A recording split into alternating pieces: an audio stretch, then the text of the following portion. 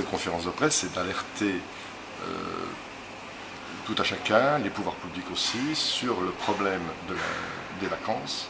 Nous représentons les Île-de-France, nous représentons à peu près plus de 800 adhérents répartis sur toute la Corse, ce qui fait quand même que nous avons 800 personnes qui vivent exclusivement juillet-août du tourisme. Et avoir des grèves qui commencent en début de saison, c'est quand même des signes très très négatifs.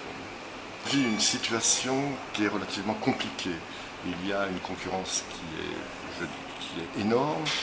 On a des concurrences de sites de location, nous avons des concurrences aussi de destination.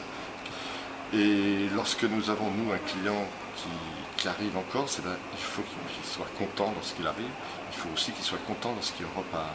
C'est-à-dire qu'il ne faut pas qu'il ait de problème de bateau, il ne faut pas qu'il ait de problème de grève, etc.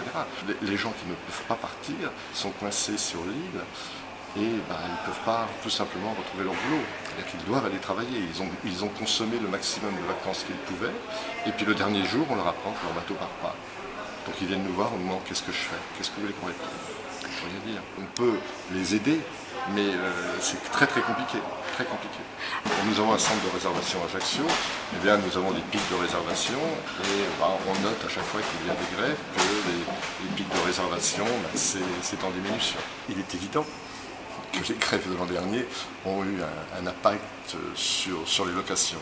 Le déterminer réellement serait malhonnête. Serait malhonnête parce qu'il y a des progressions. Vous savez, les saisons sont très compliquées. Elles sont en dents de scie, on ne peut pas définir. On va avoir un très mauvais mois de mai, mais un très bon mois d'avril. On ne sait pas pourquoi. On n'arrive pas à savoir pourquoi. Alors, nous vivons à une époque où maintenant tout le monde est connecté. Il est connecté sur la météo, ce qui fait que les gens vont choisir leur destination et leur date pour des raisons que l'on ignore très souvent. Alors nous, notre simple défense, c'est d'offrir des produits uniquement de qualité, ce qui fait que lorsque les gens viennent chez nous, ils ne doivent pas être déçus. Je parle au niveau des gîtes. Mais il y a cette arrivée et ce départ qui posent de grands problèmes. On demande que les gens puissent venir chez nous tranquillement, profiter de nos beaux paysages, de nos belles maisons, profiter de leurs 3 semaines ou leurs 15 jours de vacances, sans avoir à chaque fois cette épée de Damoclès, va-t-on arriver, va-t-on partir?